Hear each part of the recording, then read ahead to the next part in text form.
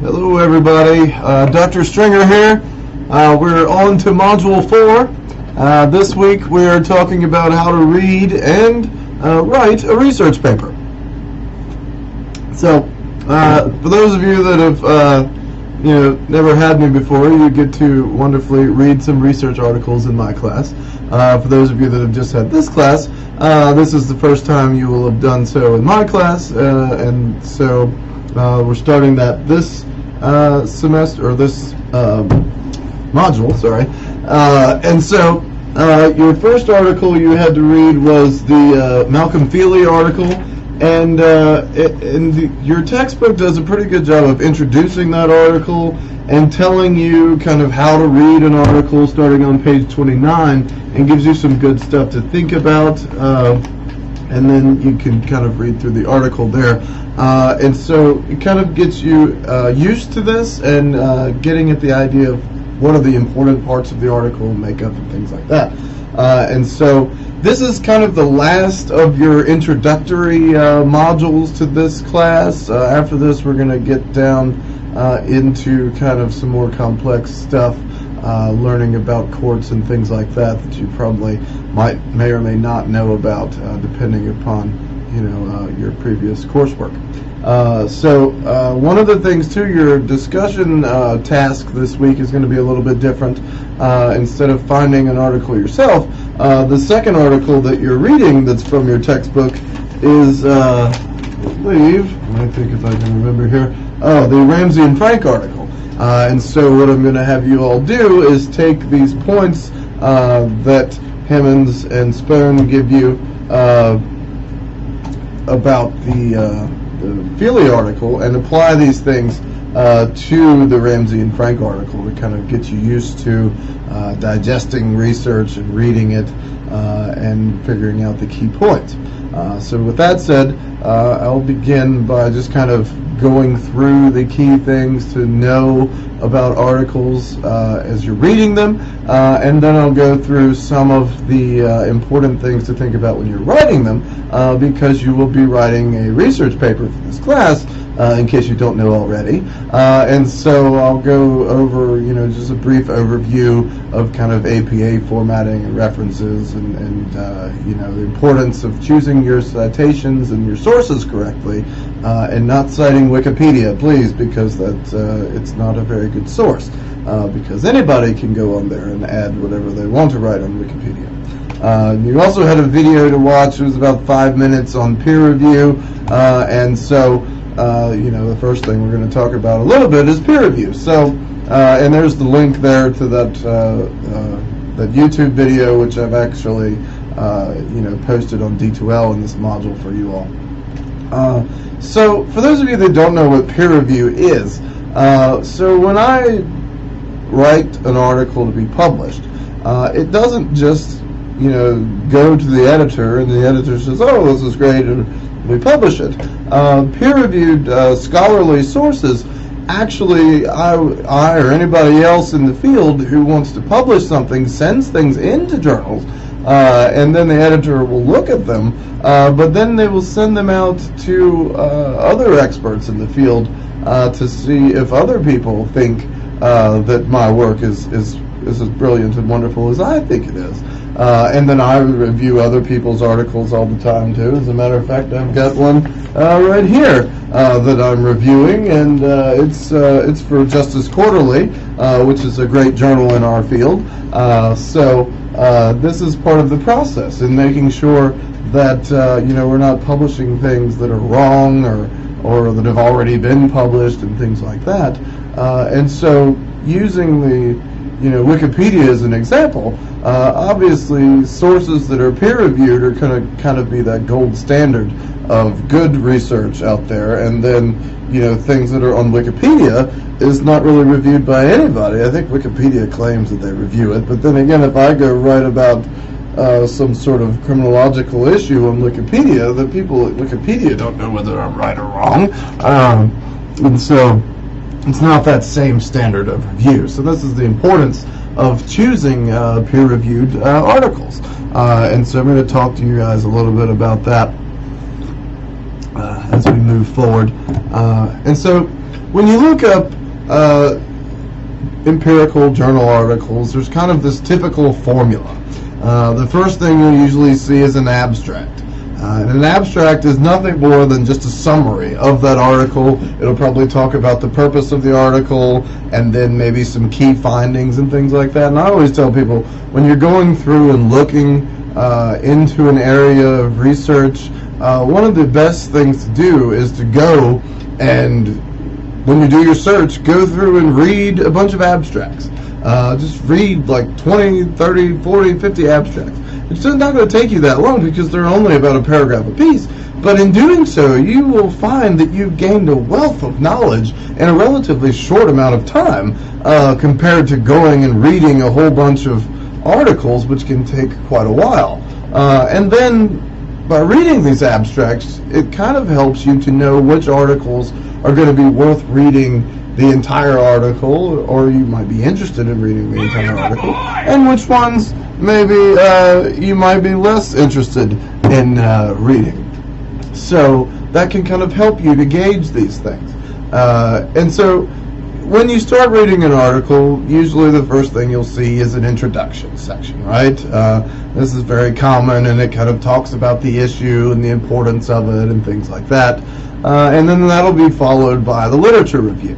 And this is not to say that you'd be talking about Edgar Allan Poe and different literary works in that same sense.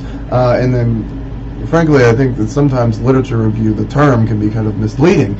But a literature review is really just reviewing the existing research out there on things, or whatever your topic is. So if you're looking at something like the police use of force, you would review all of the literature and all the existing research on this to say, okay, well, here's what we already know, and so here's how this project fits within that and adds to this literature that we already know about whatever our topic is. And then following that, you would usually have a methodology, methods, or kind of procedures section that kind of talks about the different research methods that were used and statistics and ways that the sample was collected and all that good kind of stuff. And then after that, you have your results or your findings sections where you report any of the findings, the results that came out of your statistical analysis. And then after that, you'll find that there's usually a discussion section and maybe a conclusion that kind of talks about your findings or your results within the body of the whole literature and kind of makes any concluding remarks that the author might be able to draw any conclusions from the research that they've done. And it might even make suggestions for future research and things like that. Oftentimes, you also have a limitations section where you talk about the limitations of your research, about how it did this, but it wasn't actually able to do that. And so that's something that you'll see common as well. So, looking at sources. So, I want you guys to really focus on journal articles. If you want to cite some books, that's fine. But in order to cite a book, you're going to have to read a book, and that's going to take a little bit longer than it would to read a journal article, and then you're only getting one citation out of a book. But when looking at things like websites and blogs and Wikipedia and things like that, these are probably not going to be the best articles for you to use. And so I want you guys to try to avoid those as much as possible. The library has a wonderful, great resources over there for you all to find journal articles, and so they have that. One thing that I always tell people is a great way to find things is to use what's called Google Scholar.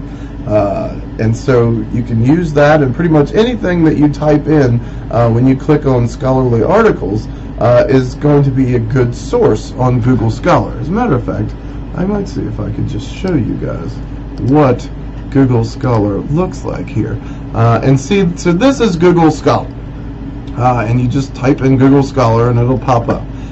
You don't want to look at case law, at least for the purposes of this course, most likely. And so if you wanted to look up cases, you could do that. But you could just look up articles. So if you wanted to look up police use of force, and see it's already starting to fill in there. And then this would come up with a bunch of articles here that you can look at. Now, some of these things will be available easily to read, and you can click on it if you want to read just the abstract, and it'll take you to the journal's website, and you can read the abstracts of different things. But if you want the full text, some of them will have this link over here where you can do it, and then some of them you're going to have to actually go to the Kennesaw Library website. And so this is actually bringing me to this, and then you can find it through here and things like that. And then the search engine for the KSU website is wonderful and great source of doing that as well. I don't want to go into too much detail about all of this. And of course, the people at the library can help you with these sorts of things if you're over there and have issues. I'm sure that they're more than welcome to help, more than happy to help you. Other things you want to think about is how old is the publication. I generally tell people, looking at things right now, you don't want anything, for the most part, to be older than 2000. So nothing, you don't want stuff that's 30, 40, 50 years old, because that stuff is dated, and chances are that that's not an accurate portrayal of the literature anymore.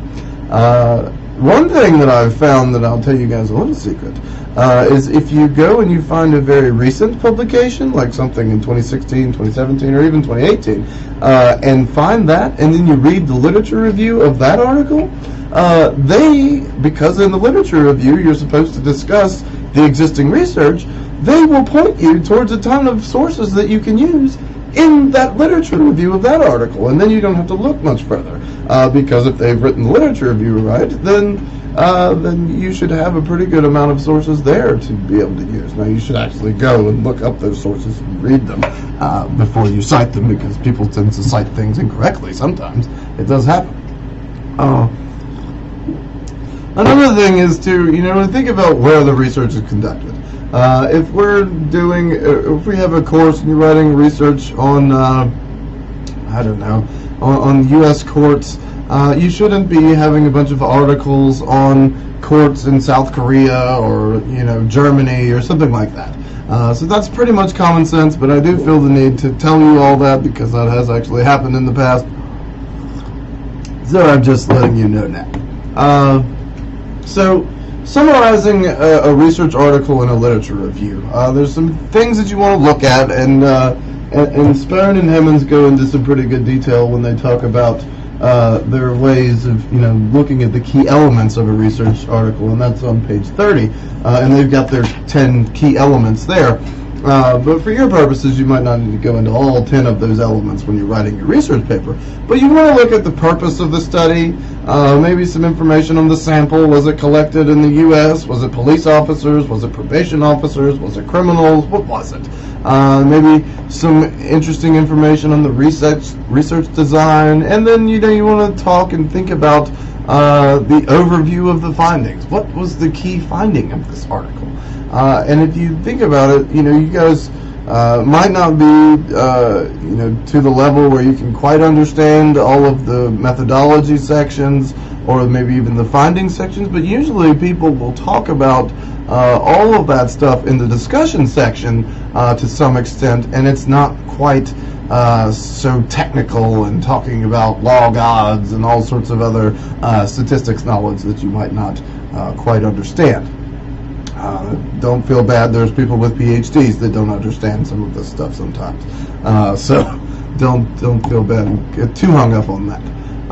But looking at, thinking about citations and things like that, what you should cite when you write your papers, words or ideas and written, transmitted, or online things, TVs, books, articles, movies, websites, all that different kind of stuff. Information from interviews with others, or anytime you copy exact words or phrases from something or someone, you need to cite where that information comes from. If you say that the police use of force is racially biased, you should cite someone there that says that, because that's not your information that you've come up with. Other people have done research to figure that out. So that's just an example. And so things that you don't need to cite. You should not be citing a lot of your personal experiences and things like that, findings from your own research, your own photography and artwork, believe it or not, has actually shown up in papers in the past, or things that are generally accepted factors like the pollution is bad and recycling is good. We can kind of take that for a given, I suppose. Or things that are kind of common knowledge. You know, the Union won the Civil War. The U.S. bombed Japan in World War II. You know, you don't necessarily have to cite those sorts of things. So those are just a couple things to think about. And I have to give the admonishment about plagiarism. And so when you present ideas as your own that are actually not yours, then you're plagiarizing someone. So that's not a good thing to do. And this doesn't just mean copying and pasting things word for word. I have a lot of people, not a lot, but sometimes I get people that want to copy and paste a whole paper, and then they'll go in and change a couple words here and there, and then think that that really changes things. And as a general rule of thumb, anytime you are copying 4 or more words from some other, medium, some article, book, whatever website it is, that should be in quotation marks. And then it should have the proper in-text citation behind that. If you don't do that, then you're plagiarizing these ideas. So these are all things to think about. So when you paraphrase something, this is kind of expressing someone else's ideas in your own words. And you can do that, and you don't have to put that in quotation marks because you're rewording it in your own words, but you do still need to have the proper in-text citation to that original work. And so I put a couple little ideas about how to do that. Read the original work, fully understand its meaning, summarize the original work in your own words, and compare the paraphrase to the original work. One thing I tell people too is to read the original work and don't be reading the original work while you're writing yours. Because then you will tend to have the similar phrases in your mind, and you might subconsciously end up writing something that's very similar, and you don't want to do that because that would be, again, plagiarizing. So some key concepts about APA citations. You probably had plenty of classes on this, particularly in English and things like that, about how to cite things, and you should go through and do this. And I've got a few examples here about, if you talk about the author in the sentence itself, then you just put the author's name in the sentence, and then in parentheses you would have the year of the publication, and that's the citation. And of course that has to appear in the reference section as well. And then, if your author is not mentioned in the sentence, but you're talking about ideas or something like that from the author, then you would just put the author's name and the year in those parentheses at the end of the sentence. And then, of course, if you have a direct quote, you would want to put the quotation marks and then the page number in those in those parentheses along with the name. So just a few other things. One author. When you cite one author, always be the name and the date. 2 authors, always both names and the date. When you have 3 or more authors, you put all the names and the date the first time you cite them, and then after that you just put the author's last name and then ETAL, which is like a Latin term for and colleagues and things like that. And there's a couple of examples there for you too that show how to do that when you're using those. So this is kind of general format for your reference page, and so if you have looking at how your references should be formatted, you've got a name, a year, the title of the article, and then you'd have the title of the journal it's in with the issue, and then the page numbers of it at the very end there, and the volume and things like that. So these are all things to think about. And so, when you have multiple authors, it looks pretty much the same, except for you just have more names on it. And when you're looking at the reference page, only the first word in the title should be capitalized, in the titles of things. So, exceptionally proper nouns and names and things like that. You want to use a hanging indent for your reference page. That's proper formatting. And like I said, here, go to this Purdue OWL website. They've got all this information there on proper APA formatting and things like that too. And that's always very helpful. I tell students, it's a wonderful resource. Quoting. Try to keep the quotes to a minimum. Some students put quotes in there all over the place. And then at some point, if you're just having a bunch of long quotes, really, how much of the paper did you write, and how much of it is just quotes from other people, other things? that other people said. And like I said, make sure that you put your quotation marks around these quotes and include the page number in your citations there. I've got a few examples of that. So that was all that I had to talk about briefly this class, or in this module. So this is going to be a pretty short module, shouldn't be too difficult, and hopefully you all find that it is helpful. And so with that, I will say adieu to all of you, and please make sure to remember to take your quiz and do your discussion board, and I will talk to you all next week.